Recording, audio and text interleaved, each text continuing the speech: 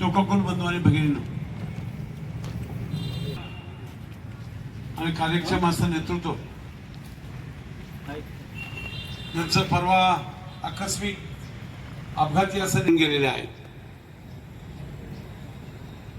आणि ही बातमी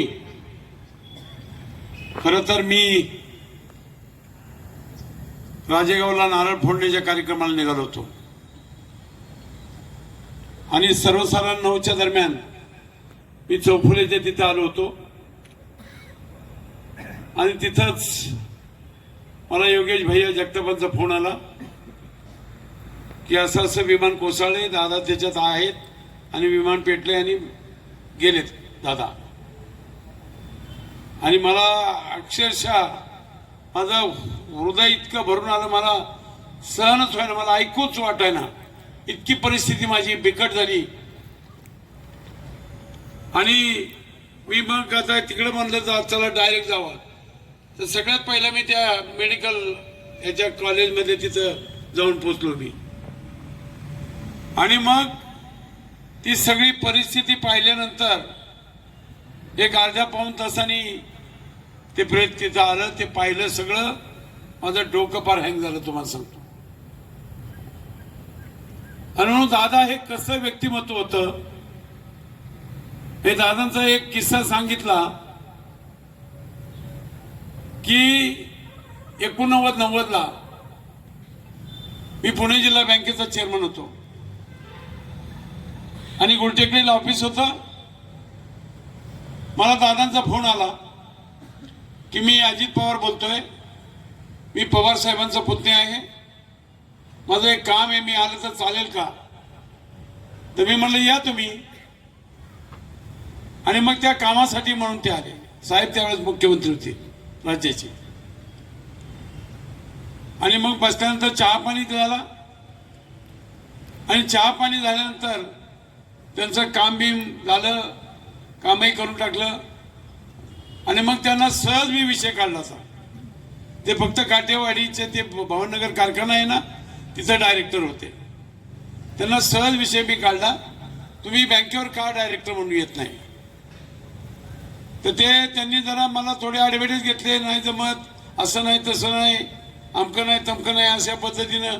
पण त्यांना खूप मी आग्रह केल्यानंतर त्यांची मानसिकता मी तयार केली की कुठल्याही परिस्थितीत तुम्ही जिल्हा बँकेवर आलं पाहिजे. आणि मग त्यांनी त्यांची मानसिकता आदरणीय पवार साहेबांशी त्यावेळेस चर्चा करून आम्ही तयार केली आणि ते जिल्हा बँकेवर आले आणि राजकारणाची सुरुवात झाली.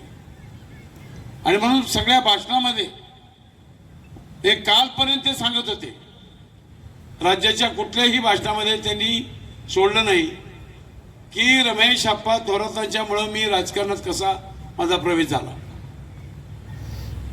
आणि म्हणून माझ्यासारख्या कार्यकर्त्याची ओळख ही राज्यामध्ये केवळ दादांच्यामुळे झाली. राज्यामध्ये ठीक आहे, मी तालुक्यात जिल्हा बँकेत गेलो असेल, तिथं चेअरमन झालो असेल, जिल्ह्यापुरती ओळख, पण राज्यामध्ये केवळ दादांच्या भाषणामधून माझं सारखं नाव यायचं.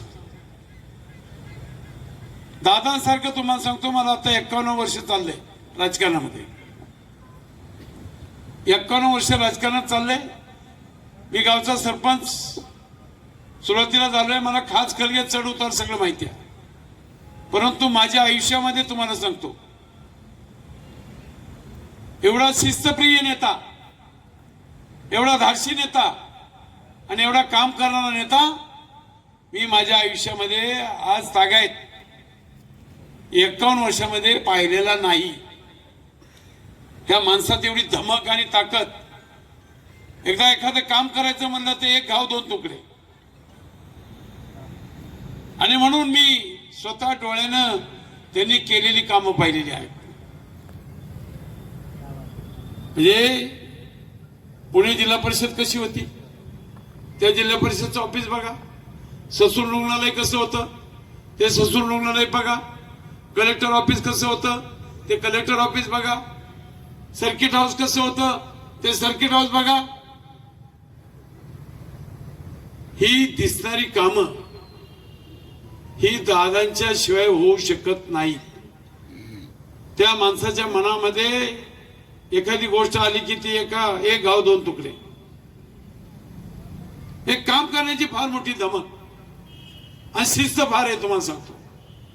म्हणजे शिस्त ही प्रशासनावर बी आहे आणि कार्यकर्त्यांच्या उभी. म्हणजे तुम्ही आम्ही सगळे कार्यकर्ते, मी जरी सिनियर असतो त्यांना तरी मला माझ्या सारख्या सुद्धा अण्णा वचक त्यांच्या याचा शिस्तीचा. कारण त्या माणसाला चुकीचं केलेलं आवडत नाही आणि उठसूट राजकारण करायचं नाही.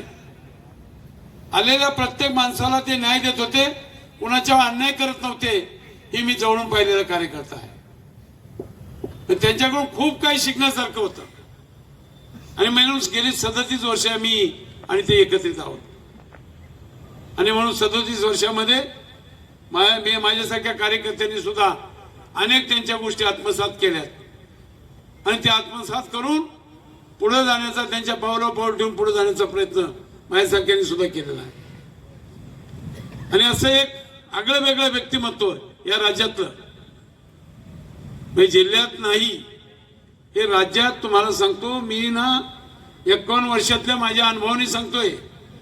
मला खास करून चढउतार माहिती असल्यामुळे मी सांगतोय की ह्या माणसा इतका कर्तृत्ववान माणूस आणि धाडशी माणूस, विकास करणारा माणूस या राज्यामध्ये एवढा कोणी नाहीये.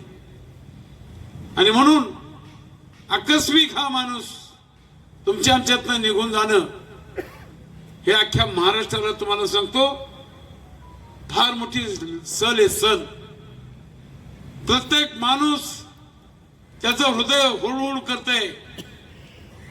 सहन करण्याच्या पलीकडचं तुम्हाला सांगतो हा अपघात आणि हे संकट तुमच्या माझ्यावर सगळ्यावर आज आलेला आहे.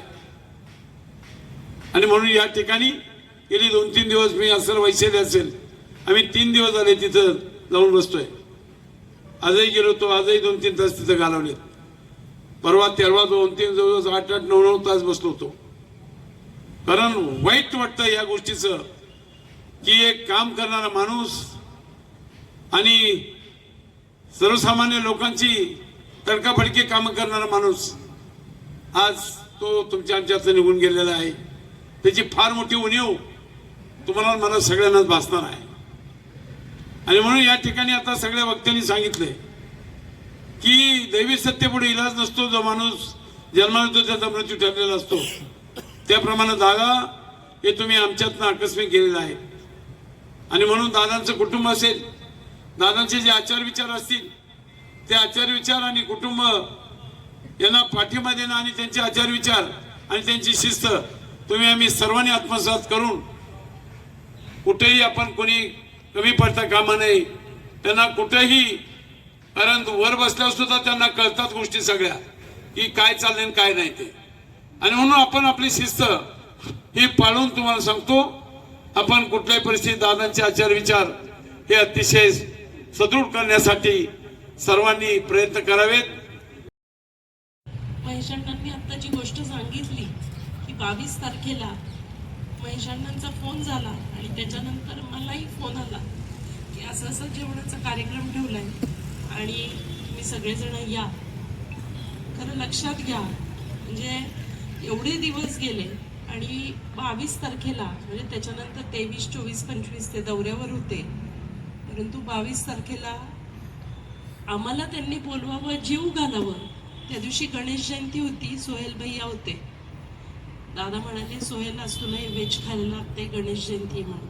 तिथून मी आप्पा दादा बाहेर बसलो. मी म्हटलं गणेश जयंती आहे दादा, सिद्धटेकला चला, 10 मिनिटात जाऊन. माझ्या पुढे अशी ऍक्शन केली, डोकं आपटायची, म्हटले हे बघ इथूनच पाया पडतो सिद्धटेकला, असं काही नसतं. आणि आप्पा त्याच्यात म्हणले तू तर त्यांना म्हणजे आपल्या विनोदाने चाललं होतं. पण आमच्या दोरगे परिवारानं एखादा उद्घाटन सोहळा ठेवला तर त्या ठिकाणी येऊन योग्य मार्गदर्शन करणारे दादा आपण सर्वांनी या ठिकाणी पाहिलेलं आहे. आणि या दादांची महती कितीही सांगितलं तर ते कमी आहे. कारण असा नेता इथून पुढच्या कालावधीमध्ये आपल्याला मिळेल म्हणून शंका आहे. खऱ्या अर्थानं आपल्या सगळ्यांचा आधार हरपलेला आहे. इथून पुढच्या कालावधीमध्ये आदरणीय आप्पांच्या नेतृत्वाखाली काम करत असताना दादांच्या रूपानं आपण सर्वजण आप्पांना पाहू. माझी आपल्या सर्वांना विनंती आहे, येणाऱ्या निवडणुकीमध्ये आदरणीय दादांच्या सूचनेप्रमाणे दादांनी जे उमेदवार आपल्या सगळ्यांना दिलेले आहेत